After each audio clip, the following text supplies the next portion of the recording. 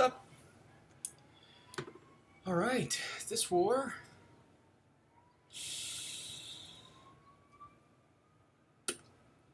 I can't remember who this is against. BRG-3?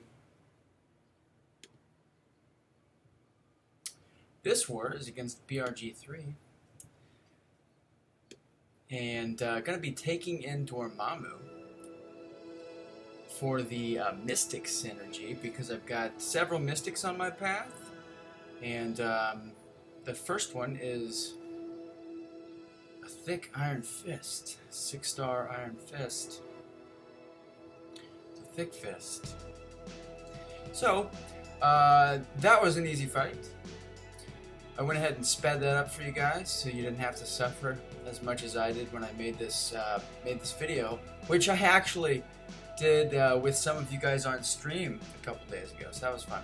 This is interesting. Check this out. So this is on Node 21. It's enhanced abilities and debilitate.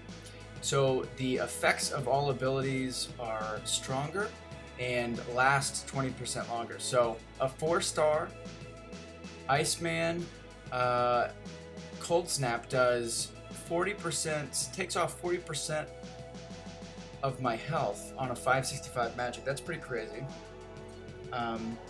Interesting placement. I like the placement. It's good. Yeah, that's, you know, that's never fun. Second fight, just to lose 40% of your health. Not really much you can do about that. Okay, so here on Node 27 is a 455 Gladiator Hawk. And gonna throw on some boosts here. I honestly don't know. I can't remember why I did this. I think I was just afraid of getting killed for some reason. I don't know. It must have just been precautionary, because I feel very comfortable against Gladiator Hawk. And I knew what fight that was going in. And this is the only fight I'm going to be taking with those boosts. So I just used the boost to be careful. You see there the smash procs. And I just got to wait that timer out. And then, you know, if you're familiar with his L1 and you feel comfortable with that animation, and you understand how the smash ability works for him, then he's not that bad. He is not that bad. Okay, so traveling up to Node 46. It's a Morningstar. A 345 Morningstar. I think this fight is at normal speed, just to kind of give you guys an idea of how a fight against Morningstar goes. Now, here's kind of an interesting strategy. So I am parrying her. Of course, I can't parry bleed her. She's bleed immune. However, against any mystics that have Mystic Dispersion, instead of dexing backwards to avoid an attack, I like to parry, because eventually, as you saw there, they are going to throw their special usually. And had I just tried to evade all of her attacks, then that would have fed MD, and she would have gotten to an L3, and wouldn't have killed me, but, you know, wouldn't have felt good either. So here, it's a 6-star Science Champ. Take a guess who it is. On Unblockable 1, you got it.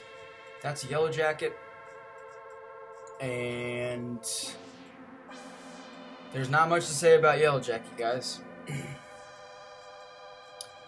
Yellow Jacket has approximately 0 uses in this game. Actually, Yellow Jacket has 1 use in this game, and that is his attack synergy with Ant-Man. Oh, there, I got popped with that. That's fun. And then also keep in mind too that the stun that happens once the Biosting timer expires is the signature ability of Yellow Jacket. So if he's not stunned, just don't throw a special when you have the Biosting debuff on you, and it'll just fall right off. You don't have to worry about a stun or anything. Okay, so here we have what is a 455 Mordo, and this fight is a very good example of how a mistake can really tear you up. So I'm hitting into his block. There's 1, 2, 3, 4, and I hit in with a 5th light attack. that leaves you exposed. He, of course, counters. And now I've got Bane on me. So that one mistake cost me 90% of my life. And or about 85%. And then we get passive Mordo. So really super passive Mordo. I've got Bane on me. I have to throw a heavy just to get Bane off of me. And now we've got the Bane timer and his power gain timer at about the same speed. And he's at 2 bars of power. He's just he just refuses to throw his special. So I'm put in a predicament there, a nice thick pickle there. Either die from Bane or push him to an L3 by hitting him to get the Bane timer switched over and taking my chances. And he threw his L3 right away, which I expected. At that point, essentially, I knew that if I didn't bait him out in the next 2 seconds or whatever that time frame was, I was going to die. And that's a bummer. So is what it is. So in this fight, I'm going to do maybe a couple parry bleeds here just to try to get some damage. But this fight ends up going relatively well and able to bait him out enough that Bane and his power gain buff don't kill me. In the stream 2 days ago on, wait, is that right?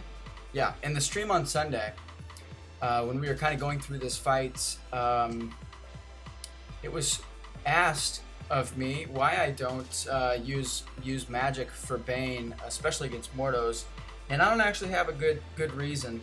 So I will be using magic against Mordos on Bane going forward, just to cut out some of the risk there, because ultimately his power gain buff is probably the most irritating aspect of fighting him. So here we have a 455 hood on the double power gain node, and it's unblockable too, but he's never going to get to an L2 in this fight. I'm just going to parry bleed, build up power until I have an L2. I launch the L2, and then I'm going to start recycling L1s for the most part, try to get the bleeds working, and can also push him over a bar of power so that he can bait out a little bit easier. And once you get into a rhythm on these fights, it's like especially against mystics that bleed on the power gain nodes, and it's not really too bad. So that is the war, guys. That's the war for us. We did lose this war. We finished the season 1-1 against BRG-3. Pretty strong alliance. They finished in Master. But that is it. Take a look at the summary graphic, and let me know what you guys thought in the comments, please. And if you enjoyed the video, please leave a like for me so that I feel a little bit better about this. But that's it, guys. I'll see you in the next video.